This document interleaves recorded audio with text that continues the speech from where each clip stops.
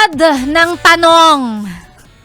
ng tanong ni Sarah Geronimo sa kanyang kanta, paano kita mapapasalamatan? Si Sexy Megan, pag may nagawang maganda sa'yo, hindi na.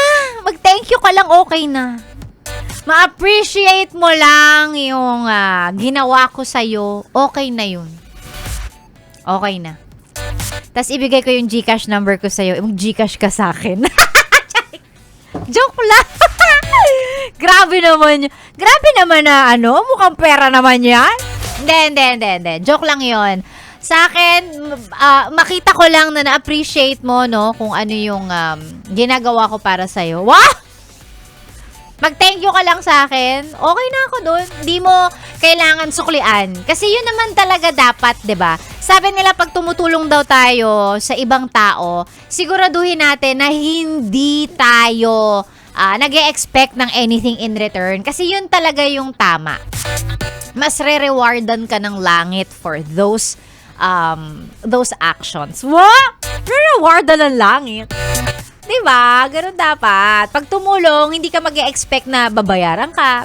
Pag tumulong, hindi ka mag-e-expect na may ibibigay siyang kapalit. The same way with pag magmamahal ka, hindi ka mag-e-expect na mamahalin ka rin niya.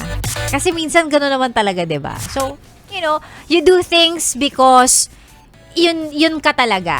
Mabait kang tao, mapagmahal kang tao. Ginagawa mo yun out of concern and out of love. And hindi ka nag-expect ng anything in return. Ganon! Kaya para sa mga tao na gumagawa lang ng mabuti dahil ine-expect nila na meron yung kapalit. Katulad ng tutulungan ka nila kasi gusto nilang iboto mo sila sa susunod na eleksyon, mali yun! Diba? Yung bang tutulungan ka, pero mag-expect na, dapat pag meron akong hiningin tulong sa'yo, ganun din ang gagawin mo sa akin. Nagkaroon ka pa nga ng utang na loob. Mali yun. Diba? Tutulong ka nang wala kang hinihinging kapalit. Wow! Bait naman ni Sexy Megan. Happy solid Friday morning mga yes friends. Solid na solid ang Biyernes na to because finally umabot tayo ng Biyernes nang hindi pa tayo bumubulagta. Buhay pa tayo pare-pareho sa kabila ng pagod at kung ano-anong mga pinagagagawa natin in life. Ayan, congratulations, you made it to Friday. At syempre, para sa mga yes friend natin, nakasama si Sexy Megan ngayong araw ng Friday, please, mag-send kayo ng shoutout ninyo sa akin. Mag-send lang ng shoutout.